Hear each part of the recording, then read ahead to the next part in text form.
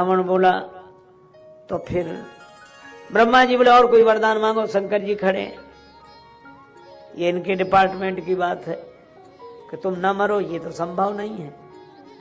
रावण बोला तो फिर कहा हम एक संशोधन कर सकते हैं कि तुम जिस तरह चाहो वैसे मर सकते हो, लेकिन न मरो यह संभव नहीं। तो कहा बानर मनुष्य जाति दो ही बार, बंदर और मनुष्य के हाथ से मरो। ब्रह्मा जी बोले ठीक। तो रावण ने सोने की लंका बसाई। ये रजोगुणी मन सुनहली कल्पनाओं में ही तो खोया। अच्छा, देख देख कर खुश होता है, देख देख कर ये हमारा वैभव, ये देखो, ये मैं दानव, मैं तनुजा मंदोदरी नामा, परम सुंदरी नारी ललामा। मंदोदरी से विवाह हुआ और यक्षों ने ये लंका बसाई, उनको भगा दिया और लंका का स्वामी बन के बैठ गया। अब अपनी भुजाओं का बल देखता है, ये रजोगुणी प्रवृत्ति है। अच्छा, उसे दुनिया बड़ी अच्छी लगती है, पर कुंभकर्ण से काग वरदान मांगो। तो कुंभकर्ण ये मांगने वाला था कि एक आध दिन सोए, बाकी समय हम जागते रहें। पर ब्रह्मा जी ने सरस्वती जी से कहकर उसकी बुद्धि बदलवाई, तो बोला हम 6 महीने तक सोएं, एक आध दिन जागें। ये तमोगुणी प्रवृत्ति है कि किसी का, अरे देखो कितनी बढ़िया हो गया, थोड़ा आराम करने दो, सोने दो। वो आंखें मुंह पड़ा रहता आलस्य में ही। ये आलसी होना बड़ा कठिन काम है। अच्छा, आलसी बना नहीं जा सकते, होते हैं वो तब, और जो बनते हैं वे असली आलसी नहीं होते। एक बार एक राजा को बड़ी चिंता थी कि हमारे राज्य में कितने आलसी हैं, सूची बनाओ।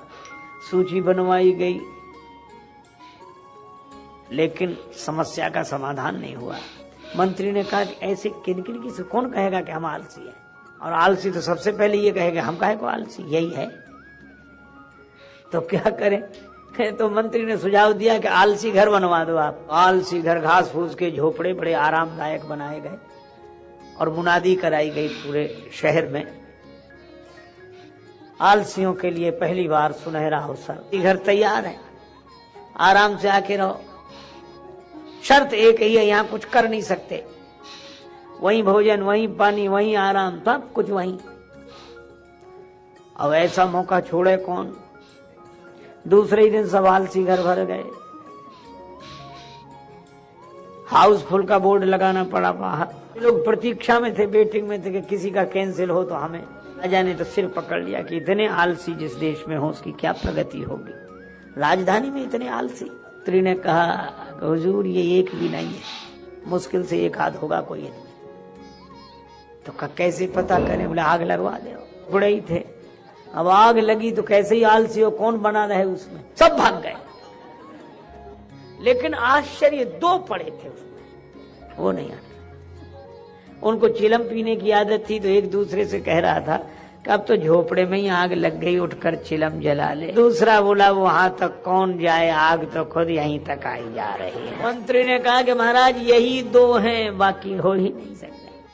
तो झोपड़े में आग लग जाए, चाहे सोने की लंका में आग लग जाए, कुंभकर्ण को तो सोने से मतलब। तुम जानो तुम्हारा सोना और हम जाने हमारा सोना। ये तमोगुणी वृत्ति है, आलस्य में पड़े रहे। और वो रजोगुणी वृत्ति है, इसको जीत लें, उसको जीत लें, ऐसे करें वैसे करें। और सतोगुणी वृत्ति, देखो ब्रह्मा जी ने किसी से नाता नहीं जोड़ा, पर विभीषण जी से जोड़ा। भगवान के चरणों में छल रहित प्रीति एवं मस्त। अब रावण जैसे ही गद्दी पर बैठा, लोगों को भगा ले, छीनने की वृत्ति, लंका छीन ली। और सबसे बोला आग लगा दो जहां जहां ब्राह्मण हो, गौएं हो, जे देश धैन तुझ पावई, नगर गांव पुर आग लगावई। देवताओं का विरोध करो, यज्ञ नष्ट करो। अब तो राक्षस उत्पन्न हुए। और राक्षस किसे कहते हैं? तुलसीदास जी की बड़ी अच्छी परिभाषा है। अब ये जो हम लोग दिखाते हैं कि उसके सिर हैं, सींग हैं, दांत हैं, ये तो चित्रांकन के द्वारा समझाने का ढंग है। पर ये वृत्तियां हैं। शंकर भगवान से पार्वती माता ने पूछा कि राक्षस कौन? ऐसा नहीं कि तभी हुए हों आज ना हो। खैर यहां नहीं होंगे, आप लोग ना घबराएं, यहां तो कोई नहीं होंगे। शंकर जी क्या कहते हैं? शंकर कहते हैं जो जन्म देने वाली माता को न माने, जो पिता को न माने, जो गुरुदेव को न माने, देवताओं को न माने, अपने से बड़ों को न माने और सज्जनों की, साधु पुरुषों की सेवा न करे, उनसे सेवा की आशा करे, उनसे सेवा कराए। शंकर जी कहते हैं जिनका ऐसा आचरण हो, हे भवानी, उन्हें राक्षस समझना चाहिए। राक्षसों का एक नाम है निशिचर। अब आप संगति मिला, प्रताप भानु निशा में ही पहुंचे थे कपटी मुनि के पास, अंधेरी रात में, रात थी, अंधेरे में पहुंचे थे। तो अंधेरे में कपटी मुनि मिला। कपटी मुनि की प्रेरणा से गलत रास्ते पर चले, गलत रास्ते पर चले तो दूसरा जन्म रावण के रूप में हुआ, और रावण के रूप में हुआ तो भी निशाचर। निशाचर का अर्थ ये नहीं जो रात में चले वे निशाचर हो, हालांकि रात्रि को भी निशा कहते हैं,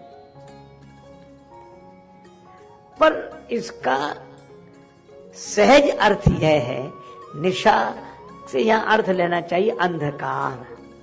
तो अज्ञान के अंधेरे में जिनकी चर्या हो वे निशाचर हैं, जो अंधेरे में विचरण करते हैं, उजेले में नहीं, ज्ञान का प्रकाश नहीं। वो मैंने पहले भी कहा, एक मोटरसाइकिल वाला बड़ी तेजी से अपनी मोटरसाइकिल चला रहा था, पर उसकी मोटरसाइकिल में लाइट नहीं थी। चौराहे पर खड़े हुए सिपाही ने डंडा दिखाया, ठहरो ठहरो, तुम्हारी मोटरसाइकिल में लाइट नहीं है, कहीं खतरा खा जाओगे। मोटरसाइकिल चालक चिल्ला के बोला, हम खतरा खाएंगे तब खाएंगे, तुम सामने से हट जाओ क्योंकि इसमें ब्रेक भी नहीं है। अब ना लाइट ना ब्रेक, अब ऐसी मोटरसाइकिल का क्या भविष्य होगा? तो यही राक्षसत्व है, न ज्ञान का प्रकाश, न संयम का ब्रेक। भगवान की प्रतीक्षा। अच्छा, अब यह भी बड़ा सांकेतिक सूत्र है। भगवान राम अवतार लेकर आए किस वंश में? सूर्य वंश में। तो सूर्य वंश के सूर्य कौन है? राम जी। हृदय कमल फूले नहीं बिन रवि कुल रवि, राम। तो जब निशा में चरण की वृत्ति आ गई, अज्ञान के अंधेरे में विचरण की वृत्ति आ गई, और उस निशाचरी अव्यवस्था ने सारी धरती को अशांत कर दिया, तब इस निशा को मिटाने के लिए सूर्य की जरूरत पड़ी। और सचमुच इस अंधकार को मिटाने के लिए सूर्य वंश में सूर्य के समान श्री राम जी प्रकट हुए।